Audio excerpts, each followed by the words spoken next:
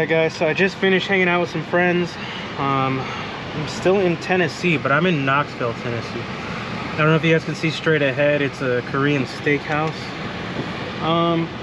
First destination after this is gonna be going to Buies, and I forget the city, but it's on the way. And it's gonna be my first time trying Buies, so it's gonna be interesting to see how that is.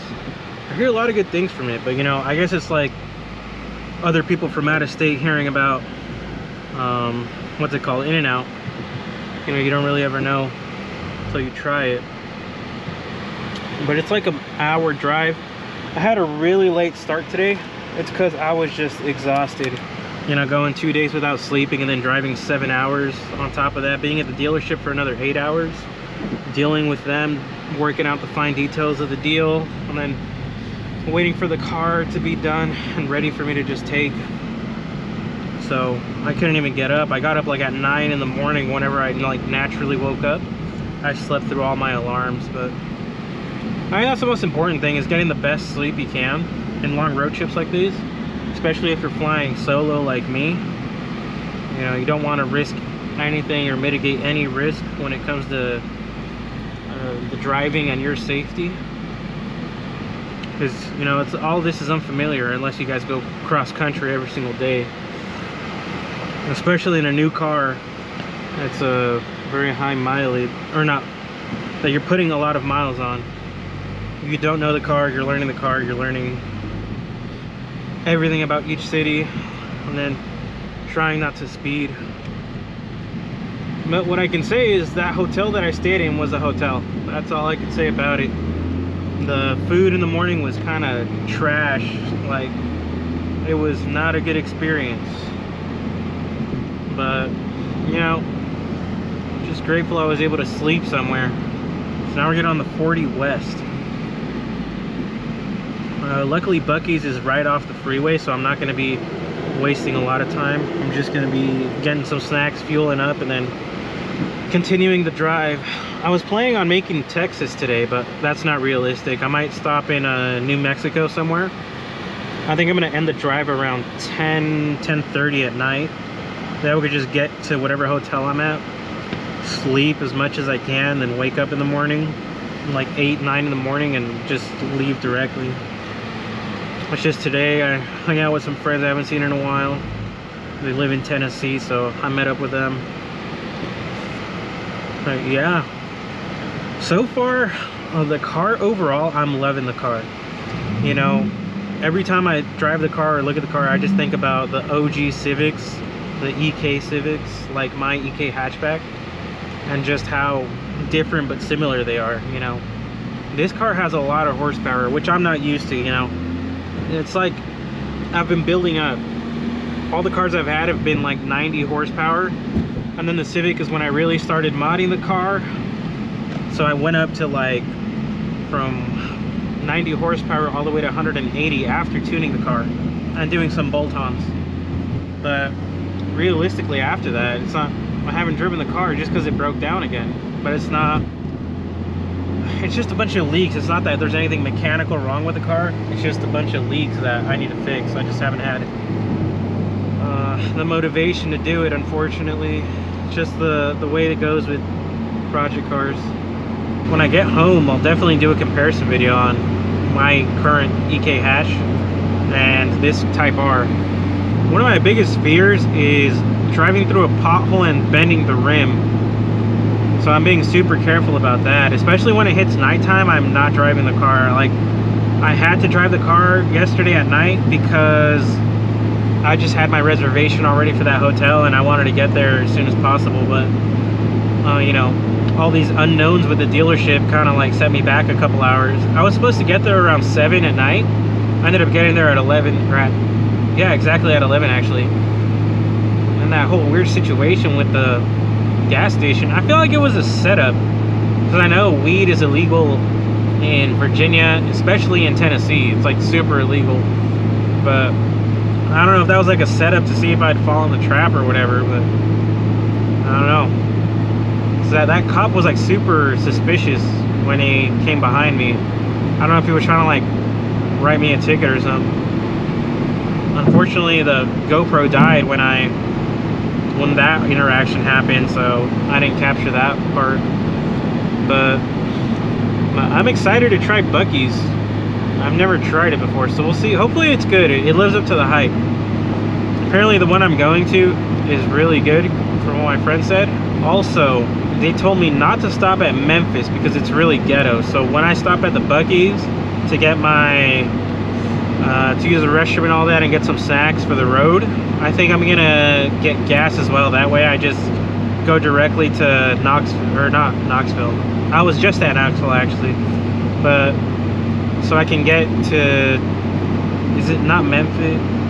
So that I can get to Nashville, Tennessee with little to no issues, because I guess it's super ghetto in Memphis, so I really don't want to risk anything. I gotta go 40 west. All right guys, pulling off finally. See what this Buc-ee's is looking like. I can see it right there in the corner. Exit now for Buc-ee's. Yes sir. So just pulling up to the Buc-ee's parking lot.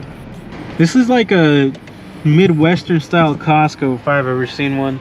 I don't know what like the policies are for recording and stuff, but I'm gonna play it safe and leave all the recording equipment in here. I might catch some stuff on my phone. I'm gonna walk around the Buc-ee's and after hit up the gas station.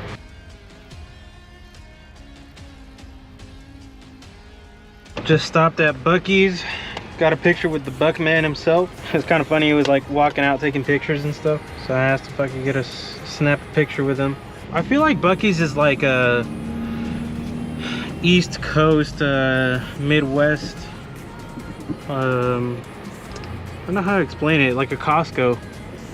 You know, I got a flask just because I left my flask at home, and it's kind of a pain paying $5 every time to get a water at a gas station. So I bought a case of water here at Buc-ee's for like $3, and then the flask for 20. A little expensive, but you know, some souvenir, because I don't know when I'll ever come back. I don't know, Buc-ee's overall, I'd give it an 8 out of 10 though. It was really cool. I bought a little like Buc-ee's pillow because it looked funny. And I'm still surprised with this car. I'm still learning the car. Obviously, it's barely my second day with the car, but it just picks up so fast, you know? The pickup is really quick. It's kind of like a generational thing I noticed with all my Civics.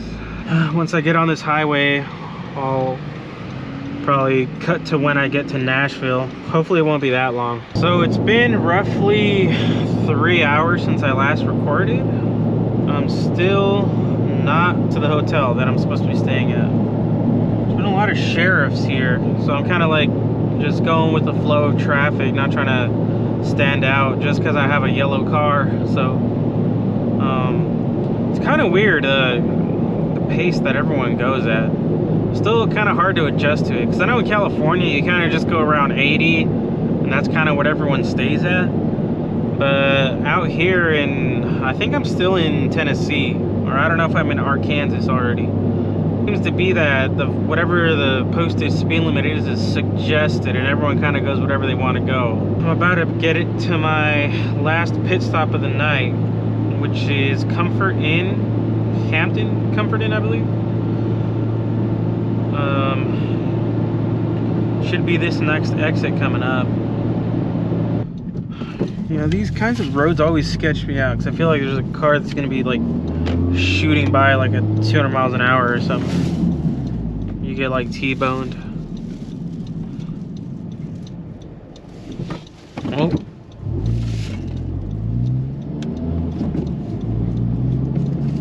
Turned green last minute. But yeah, so far I haven't really felt bored of the car, even though I've been driving for like, I think it's almost 1,000 miles in the car. I haven't really felt like bored or over driving the car. Hopefully that keeps up. I might stop by this Chevron real quick to fill up right before tomorrow. That way I have at least a full tank of gas.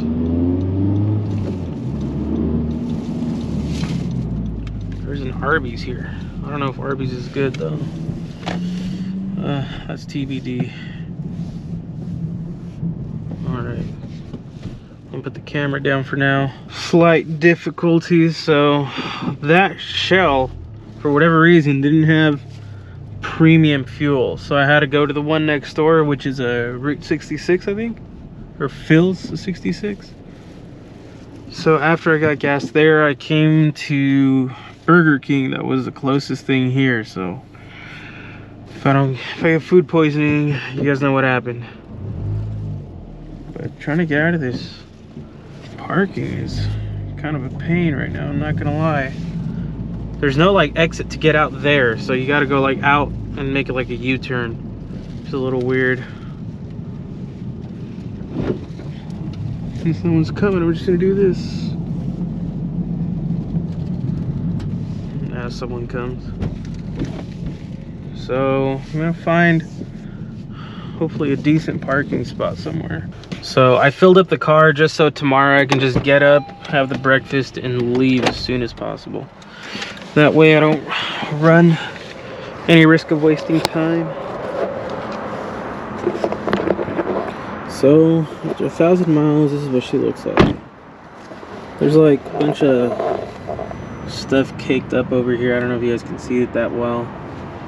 I guess you can see it a little better here. Basically a bunch of black spots. I don't know if there was like water or something. The front just really has a bunch of bugs on it. So I'm gonna need to definitely detail that. Hopefully no rock chips. But yeah, I don't know if you guys can tell the windshield. It's kind of hard to see with the contrast, but the windshield is just torn up. There's like some dead bugs on the carbon fiber too, but aside from that, she's looking really good. Nothing major, everything minor. But all right guys, I think that's where I'm gonna end it today. I'm gonna just check in at the Hampton Inn and go to sleep. Thanks for the second episode of Money Pit. So I'm gonna do a third episode. I'm probably gonna do 4 episodes because I don't really think I can make it in one shot tomorrow. So just stay tuned for the next upload.